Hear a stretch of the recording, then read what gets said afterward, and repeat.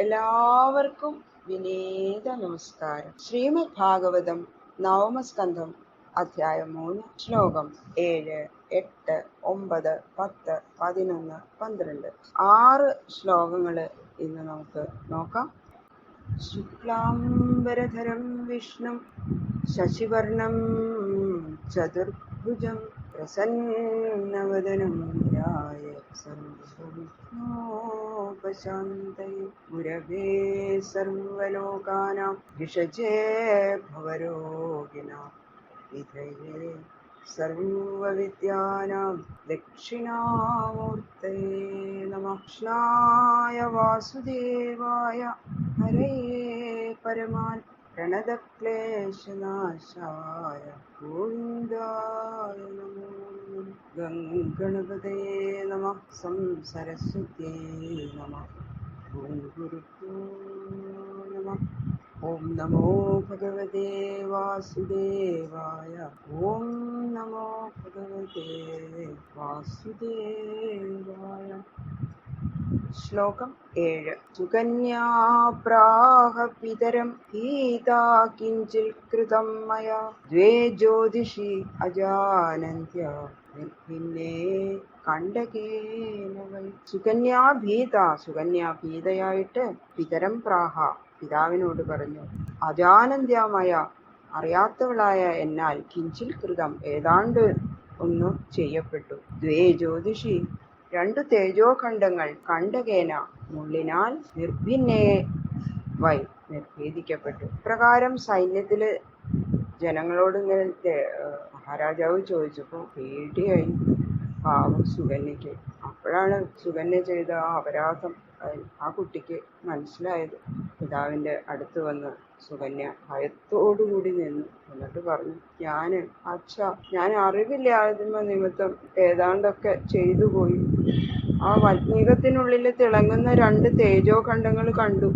അത് എന്താണെന്ന് അറിയാതെ മുള്ളുകൊണ്ട് കുത്തി ഉൾപ്പെടുത്തി എന്ന് പിതാവിനോട് പറഞ്ഞു.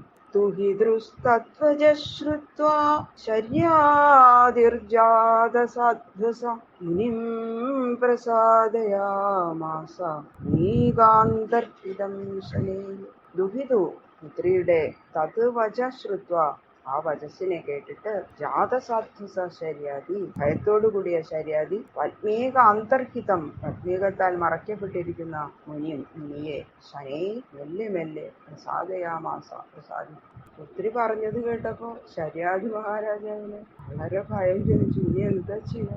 അത്രയ്ക്ക് തപസ്യാണ് ആ മഹർഷി. അദ്ദേഹം അങ്ങനെ തപസ് ചെയ്ത് എത്രയോ വർഷങ്ങളായിട്ട് തപസ് ചെയ്തുകൊണ്ടിരുന്നതുകൊണ്ടാണ് അത് കുറ്റായിട്ട് വളർന്നത്.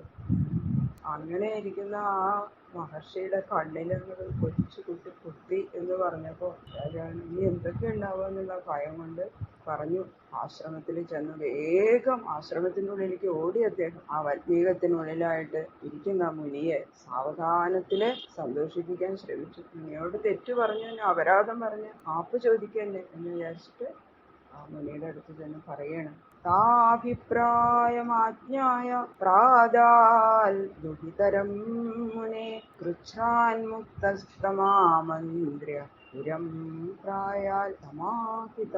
തദഭിപ്രായം അദ്ദേഹത്തിന്റെ അഭിപ്രായത്തെ ആജ്ഞായ അറിഞ്ഞിട്ട് ദുഹിതരം മകളെ മുനേ പ്രാതാൽ മുനിക്ക് പ്രദാനം ചെയ്തു. കൃച്ഛ്രാൽ മുക്ത കഷ്ടത്തിൽ നിന്ന് മോചിപ്പിക്കപ്പെട്ടവനായിട്ട് തം ആമന്ത്ര്യ അദ്ദേഹത്തോട് യാത്ര പറഞ്ഞ് സമാഹിത മനസ്സമാധാനമുള്ളവനായി പുരം പുരത്തെ പ്രയാണം ചെയ്തു. മഹാരാജാവ് പറഞ്ഞു, ഹേ മുനെ, എൻ്റെ ചെറിയ കുട്ടി, ആ ചെറിയ കന്യക ചെയ്ത അപരാധം അങ്ങ് പുറത്ത് അനുഗ്രഹിക്കണേ. അപ്പോ ഈ മുനി ചോദിക്കാണ്, അങ്ങയുടെ കന്യകയ്ക്ക് വയസ്സ് എത്രയായി? അവളുടെ വിവാഹം കഴിഞ്ഞുവോ അതോ കഴിഞ്ഞിട്ടില്ലേ? അപ്പോ മുനി ചോദിക്കുന്നത് കേട്ടപ്പോൾ തൻ്റെ പുത്രിയെ ഭാര്യയായിട്ട് ലഭിക്കണമെന്നാണ് മുനിയുടെ അഭിപ്രായം എന്ന് ധരിച്ചിട്ടുള്ള മഹാരാജാവ് പുത്രിയെ മുനിക്ക് അങ്ങോട്ട് നൽകുകയാണ്. ആ 10 വയസ്സുള്ള ആ ബാലികയെ ആ എന്താ പറയാ വൃദ്ധനായ ആ മുനിക്ക് അങ്ങോട്ട് നൽകുകയാണ് ചെയ്യണത് മഹാരാജാവ്. അതോടെ ആ സൈന്യങ്ങൾക്ക് നേരിട്ട സങ്കടം തീർന്നു. അപ്പൊ മുനിക്ക് സന്തോഷമായി ആ കന്യകയെ വിവാഹം ചെയ്ത് കൊടുത്തപ്പോൾ. അങ്ങനെ മഹാരാജാവിനും സമാധാനമായി എന്നാ പറയുന്നത്. അങ്ങനെ മുനിയോട് അനുവാദം വാങ്ങി രാജ്യത്തേക്ക് പോവുകയും ചെയ്തു. അല്ലെ, ആ കൊച്ചു സുകന്യ. സുകന്യാചവനം പ്രാപ്യ പതിം പരമകോപനം പ്രീണയാമാസ ചിത്തജ്ഞ അപ്രമത്താനുവൃത്തിഭി. പരമകോപനം, ഏറ്റവും കോപിഷ്ഠനായ ച്യവനനെ പതിം പ്രാപ്യ, പതിയായിട്ട് പ്രാപിച്ചിട്ട്, ചിത്തജ്ഞ സുകന്യ, മനസ്സിനെ അറിയുന്നവളായ സുകന്യ, അപ്രമത്ത, പ്രമാദമില്ലാത്തവളായിട്ട്, അനുവൃത്തിഭി, അനുസരണങ്ങളെ കൊണ്ട് പ്രീണയാമാസ, പ്രീണിപ്പിച്ചു. ആ മുനിയാണെങ്കിലോ ച്യവന മഹർഷി ഭയങ്കര കോപിഷ്ഠനാണ്. അങ്ങനെ ആ സുകന്യ ച്യവനന് ഭർത്താവായിട്ട് ഭരിച്ചു. പരമകോപിഷ്ഠനാണ് അദ്ദേഹം. എങ്കിലും എന്ത് ചെയ്താലും തൃപ്തിയാവില്ല. പക്ഷെ എങ്കിലും ആ കുട്ടി എല്ലാം അനുസരണയോടുകൂടി അദ്ദേഹത്തിന്റെ മനസ്സിൽ വിചാരിക്കുന്നതിനെ അറിയാനുള്ള ആ ബുദ്ധിയോഗ്യത ആ കുട്ടിക്ക് ഉണ്ടായിരുന്നു എന്നാ പറയുന്നത്. അങ്ങനെയുള്ള സുകന്യ അദ്ദേഹം പറയാതെ തന്നെ അഭിപ്രായം അറിഞ്ഞ് കണ്ടറിഞ്ഞ് ചെയ്യാൻ പറയില്ലേ, അതുപോലെ എല്ലാ ശുശ്രൂഷാദികളും നടത്തുവാൻ മനസ്സിരുത്തി അദ്ദേഹത്തെ ശുശ്രൂഷിച്ചുകൊണ്ടിരുന്നു.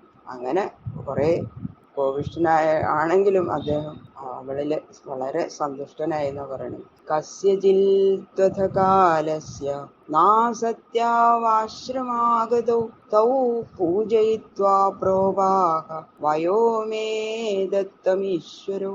അഥ കസ്യചിൽക്കാലസ്യ, അനന്തരം കുറെ കാലം കഴിഞ്ഞപ്പോൾ, നാസത്യവും, നാസത്യന്മാര്, ആശ്രമാഗതവും, ആശ്രമത്തില് ആഗതരായി, തൗ അവരെ പൂജയിത്വ പൂജിച്ചിട്ട്, പ്രോവാച പ്രവചിച്ചു, ഈശ്വരോ യുവാം ഈശ്വരന്മാരായ നിങ്ങൾ, മേ എനിക്ക്, വയസ്സിനെ ദത്തം നൽകുന്നു. അങ്ങനെ കുറച്ചു കാലം കഴിഞ്ഞപ്പോ ഒരു ദിവസം ആശ്രമത്തില് ദേവവൈദ്യന്മാരായിട്ടുള്ള അശ്വിനി ദേവന്മാര് അവിടെ വന്നു. മുനി അവരെ സൽക്കരിച്ചു, വളരെ സന്തോഷിച്ച് ഇരുത്തി ആസനസ്ഥരാക്കി. എന്നിട്ട് പറഞ്ഞു, നിങ്ങള് ദേവവൈദ്യന്മാരാണല്ലോ, എല്ലാം ചെയ്യാൻ സാമർഥ്യം നിങ്ങൾക്കുണ്ട്. അതുകൊണ്ട് ഞാനിങ്ങനെ വൃദ്ധനായിട്ട് ജരാഗ്രസ്തനായിട്ട് ഇരിക്കല്ലേ, എനിക്ക് നിങ്ങൾ യൗവനം നൽകണം. എൻ്റെ വാർദ്ധക്യത്തെ ഒക്കെ മാറ്റി യുവാവാക്കി തീർത്തതാണ്. നിങ്ങൾക്ക് അതിന് സാധിക്കുമല്ലോ. ഗ്രഹം ഗ്രഹീഷ്യേ സോമസ്യ യജ്ഞേ വാമപ്യ സോമഭോ ക്രിയതാം മേ വയോരൂപം പ്രമദാനാം യദീപ്സിതം. അസോമപോഹോ, സോമപന്മാരല്ലാതിരിക്കുന്ന, വാം നിങ്ങൾ രണ്ടുപേർക്കും, യജ്ഞേ യജ്ഞത്തിൽ, സോമസ്യ ഗ്രഹം സോമപാത്രത്തെ ഗ്രഹിഷ്യെ നൽകുന്നു, പ്രമദാനാം ഉത്തമ സ്ത്രീകൾക്ക്, ഈപ്സിതം ഇഷ്ടമായിരിക്കുന്ന, വയസ്സും, രൂപവും, മേ എനിക്ക്, ക്രിയത ഉണ്ടാക്കി തരുന്നു. നിങ്ങള് എനിക്ക് യൗവനം തന്നാൽ ഞങ്ങൾക്ക് എന്താ ഫലം എന്ന് നിങ്ങൾ വിചാരിക്കണ്ട. നിങ്ങൾക്ക് ഇപ്പൊ യജ്ഞത്തില് സോമപാനം ലഭിക്കാറില്ലല്ലോ, നിങ്ങൾ ദേവവൈദ്യന്മാരായതുകൊണ്ട്.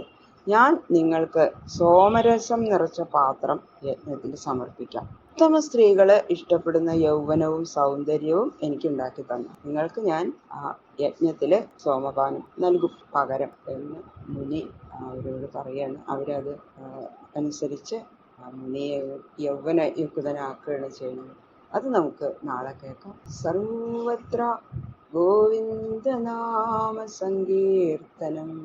ഗോവിന്ദ ഗോവിന്ദ.